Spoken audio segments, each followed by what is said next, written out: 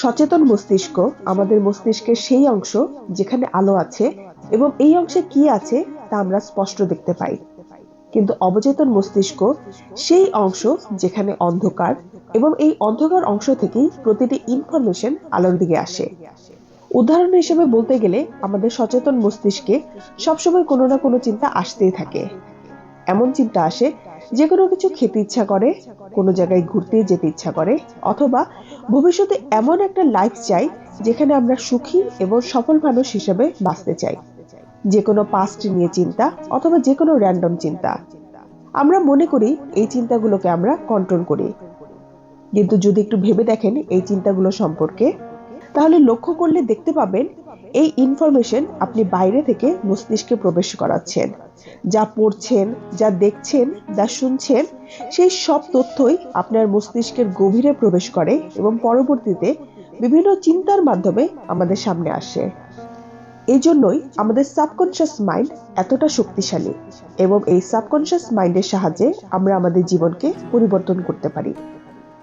আজকে এই ভিডিওতে আমরা সাবকনশিয়াস মাইন্ডের কয়েকটি ফ্যাক্ট জানবো, যাতে এই তথ্যগুলোর মাধ্যমে আপনি আপনার অবচেতন মনকে আরো ভালোভাবে ব্যবহার করতে সক্ষম হন। Number 1, subconscious mind works on habit.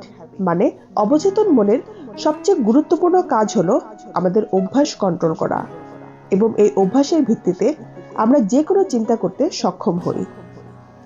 যেমন আপনি যদি চিন্তা করেন আপনি নিজেকে ফিজিক্যালি ট্রান্সফর্ম করবেন এবং আগামী কয়েক মাসের জন্য আপনার স্বাস্থ্য এবং ফিটনেসের জন্য আপনি সময় ব্যয় করবেন, ঠিক তখন থেকেই আপনার সাবকনশিয়াস মাইন্ড এই কাজকে আপনার অভ্যাসে পরিণত করবে এবং এটা আপনার জীবনের একটি রুটিন হয়ে উঠবে।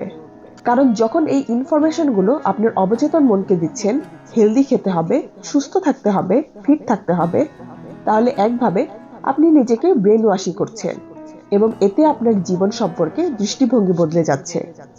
জাস্ট বিকজ আপনার অবচেতন মনে এই ধরনের তথ্য আগে থেকে ছিল না, এবং তার নতুন তথ্য পাওয়া মাত্রই আপনার চিন্তার মাধ্যমে তা প্রকাশ পাচ্ছে। যেমন মনে করুন আপনি কমিক বই পড়তে খুব পছন্দ করেন, তাহলে আপনার চিন্তা ভাবনা, কথা বলার ধরনও সেই বেসিসে ফর্ম হতে থাকবে। এই জন্য এই অ্যাডভাইসটি অবশ্যই মনে রাখবেন। আপনি মনে মনে যা ভাবছেন তা খুব ভেবেচিন্তে করুন, কারণ সেই ভাবনাই আমাদের চিন্তাকে পুরোপুরি বদলে দিতে পারে। আমাদের ব্রেনে সারাক্ষণ অনেক তথ্যই প্রবেশ করছে।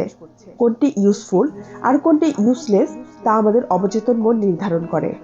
মানে যে চিন্তাগুলো আমরা বারবার করতে থাকি তা আমাদের কাছে ইউজফুল করে তোলে। তাই সবসময় পজিটিভ চিন্তা করুন, নিজেকে নিয়ে ভালো অনুভব করুন। Number 2, it takes everything literally. মানে আমাদের সাবকনশিয়াস মাইন্ড সত্য অথবা মিথ্যা, আসল, নকল, পরিষ্কার অথবা নোংরা কথার পার্থক্য বুঝতে পারে না। এই জন্যই যে কোনো খারাপ অভ্যাসকে আপনি যদি বারবার করতে থাকেন অথবা এটা বলতে থাকেন কোনোদিনও জীবনে আপনি সফল হতে পারবেন না, এই তথ্যগুলোই অবচেতন মন সত্য বলে মনে করবে এবং স্বাভাবিকভাবেই আপনাকে অসফলতার দিকেই নিয়ে যেতে থাকবে। মনে রাখবেন, আপনি যতটা না চিন্তা করেন তার চেয়ে অনেক বেশি আপনার সাবকনশিয়াস মাইন্ড আপনার চিন্তাকে কন্ট্রোল করে। সাবকনশিয়াস মাইন্ড নিজে নিজে চিন্তা ভাবনা তৈরি করতে পারে না, কিন্তু যখনই আপনি বিভিন্ন চিন্তা ভাবনা প্রবেশ করাচ্ছেন তা আপনার জন্য প্রোগ্রাম করা শুরু করে। অবচেতন মন একটা প্রসেসরের মতো, যে ইনফরমেশনই তাকে দেয়া হোক না কেন সেই ইনফরমেশন নিয়েই কাজ করা শুরু করে। তাই এই কথাটি একদম সত্য, আপনি নিজের সম্পর্কে যা ভাববেন তাই হয়ে যাবেন। Number 3, control your breath to control your subconscious. আমাদের সাবকনশিয়াস মাইন্ড নিয়ন্ত্রণ করার আরেকটি উপায় হলো আমাদের শ্বাস প্রশ্বাসের দিকে মনোযোগ দেওয়া। আমাদের প্রতিটি নিঃশ্বাস প্রশ্বাস আমাদের সাবকনশিয়াস মাইন্ড কন্ট্রোল করছে, কিন্তু সেই দিকেই আমরা কোনো মনোযোগ দেই না, কারণ এটা তো অটোমেটিক হচ্ছেই। কিন্তু যারা মেডিটেশন করেন তারাই বুঝতে পারবেন এটার গুরুত্ব। যখন আমরা সচেতনভাবে প্রতিটি নিঃশ্বাস প্রশ্বাসের ভিতরে যাওয়া এবং বাইরে আসাকে অনুভব করি, তখনই আমরা সচেতন মস্তিষ্ককে শান্ত করতে পারি, এবং তারপরেই আপনি ধীরে ধীরে অবচেতন মনে প্রবেশ করতে পারবেন। এই অনুশীলনটি আপনি ধ্যান করে, শুয়ে, বসে অথবা দাঁড়িয়েও করতে পারেন। শুধুমাত্র প্রতিদিন 5 থেকে 10 মিনিটের জন্য ব্রিদ ইন এবং ব্রিদ আউটের দিকে মনোযোগ দিতে হবে। কিন্তু জোর করে মেডিটেশন করতে যাবেন না, কারণ এখানে জোর করে কিছুই হবে না। শুধু অনুভব করুন এবং আস্তে আস্তে আপনার মনে প্রবেশ করার চেষ্টা করুন। ইট ক্যান ওভাররাইড ইয়োর জিন। বিজ্ঞানের মতে আমাদের প্রত্যেকের শরীরে আলাদা আলাদা জিন রয়েছে। এটাই আমাদের চিন্তা ভাবনা, আমরা দেখতে কেমন, আমাদের কথাবার্তা, কনফিডেন্স সবকিছুই তৈরি করে। কিন্তু এটা 100% সত্য নয়। বিগত অনেক বছরের গবেষণায় দেখা গেছে আমরা সরাসরি তো জিন পরিবর্তন করতে পারবো না, তবে সেই জিনগুলো কিভাবে নিজেদের প্রকাশ করছে আর কোন জিনগুলো সক্রিয় আর কোন জিনগুলো সক্রিয় নয় তা আমাদের অনেকাংশ নির্ভর করে আমাদের চিন্তা ভাবনা, আমাদের চারপাশের পরিবেশ কেমন। এই বিষয়টি দেখে বিজ্ঞানীরাও অবাক হয়ে গিয়েছিলেন। এই জন্যই আমরা প্রায় শুনে থাকি আমাদের বিশ্বাসের অনেক শক্তি রয়েছে। একজন অসুস্থ ব্যক্তি যখন বিশ্বাস করেন তিনি সুস্থ হয়ে যাচ্ছেন, তাহলে তার শরীরে অটোমেটিক হিলিং প্রসেস স্টার্ট হয়। এমনকি কেউ যদি মনে করে যতই কঠিন পরীক্ষা বা কঠিন সময় আসুক না কেন সে সফল হবেই, সেই ক্ষেত্রেও তার মানসিক কার্যক্ষমতা এবং ফোকাস স্বয়ংক্রিয়ভাবে বৃদ্ধি হতে শুরু করে। যদি আপনার বিশ্বাস দৃঢ় হয় এবং এতে আপনি আত্মবিশ্বাসী, তাহলে সামনে এগিয়ে যেতে আপনাকে কেউ আটকাতে পারবে না। Number 5, subconscious mind works in the present.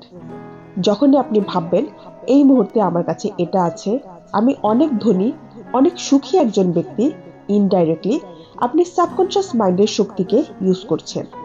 অতীত এবং ভবিষ্যতের চিন্তা সচেতন মস্তিষ্ক থেকে আসে, কিন্তু আমাদের অবচেতন মন বর্তমান নিয়ে বেশি অনুভব করে। এই মুহূর্তে কি হচ্ছে, এখন আপনি কি অনুভব করছেন, সেই ইনফরমেশন নিয়েই অবচেতন মন আপনার সামনে জিনিসগুলোকে আনতে থাকে। Number 6, slow down to break down the autopilot. Subconscious মাইন্ডের কাজ প্রতিদিন আমাদের রুটিনকে রিপিট করা, যাতে এই কাজগুলো করার আগে আমাদের বেশি ভাবতে না হয়। কিন্তু যদি আপনি কোনো বাজে কাজকে আপনার অভ্যাস বানিয়ে ফেলেন, সেক্ষেত্রে অস্থির হয়ে অটোপাইলট মোডকে হঠাৎ করে থামাতে যাবেন না। আপনাকে শান্ত হয়ে বসে চিন্তা করতে হবে কিভাবে এই অভ্যাসটা তৈরি হয়েছে। এই সময় অবশ্যই আপনার ইমোশনকে কন্ট্রোল করতে হবে। সচেতন মস্তিষ্ক খুব দ্রুত কাজ করে, এই জন্যই আস্তে আস্তে আপনার সচেতন মনের মাধ্যমে অবচেতন মনে প্রবেশ করুন। আপনি যদি আপনার অভ্যাসটি কিছুতেই পরিবর্তন করতে না পারেন, তাহলে আপনার অবচেতন মনের স্পিডের সাথে নিজেকে নিয়ে আসুন। অভ্যাস থেকে পালাবেন না, তাহলে কিন্তু কোনোদিনও তা আপনার পিছু ছাড়বে না। খারাপ চিন্তার পরিবর্তে ভালো চিন্তা প্রবেশ করাতে হবে। এভাবে আপনার অটোপাইলট মুডকে আপনি যতবার ব্রেক করে সচেতনভাবে পজিটিভ চিন্তা প্রবেশ করাতে থাকবেন, ভালো কাজ করবেন, তখন পুরনো অভ্যাসগুলো আস্তে আস্তে ছেড়ে দিতে পারবেন এবং নতুন অভ্যাস আয়ত্ত করা সহজ হয়ে যাবে। নাম্বার 7, সাবকনশিয়াস মাইন্ড না এর মানে জানে না। এটা বিশেষভাবে তাদের জন্য খুবই উপকারী যারা খারাপ অভ্যাস ত্যাগ করে ডিসিপ্লিন জীবনযাপন করতে পারছেন না। যেমন আপনি যদি অনেক চকলেট খেতে পছন্দ করেন, তবে এটা ভাববেন না আপনাকে চকলেট খাওয়া বন্ধ করে দিতে হবে, কারণ এটা ভাবার সাথে সাথেই আপনার মনে চকলেটের বিভিন্ন ছবি আসতে থাকবে এবং চকলেট খাওয়ার জন্য বেশি ইন্টেন্স ফিলিং অনুভব করবেন। এর বদলে স্বাস্থ্যকর খাবার খাওয়া শুরু করুন, তাহলে যেটা হবে আপনার খাবার টেস্ট আস্তে আস্তে বদলাতে শুরু হবে। আজকের এই ভিডিওটির পুরো সারমর্ম হলো অবচেতন মনের একটাই ভাষা, সেটা পুনরাবৃত্তি, এবং এর আলাদা কোনো অ্যালগোরিদম নেই। পুরনো কোনো কাজকে বাদ দিতে চাইলে নতুন কাজকে বারবার করতে হবে, কিন্তু যদি পুরনো কাজের উপর আপনি ফোকাস করে তা চেঞ্জ করতে চান, তা কোনোদিনও সম্ভব নয়। কারণ যখনই পুরনো কাজ বা অভ্যাসের কথা চিন্তা করবেন, সেই সম্পর্কে অবচেতন মনে একটি সিগন্যাল চলে যায় এবং সেই চিন্তাকে সে আরো বেশি শক্তিশালী করে তোলে। তাই যদি কোনো গোলকে অ্যাচিভ করতে চান, তাহলে খারাপ ভাবে না, বারবার পজিটিভ চিন্তা এবং ভালো কাজের মাধ্যমে আপনাকে তা অ্যাচিভ করতে হবে।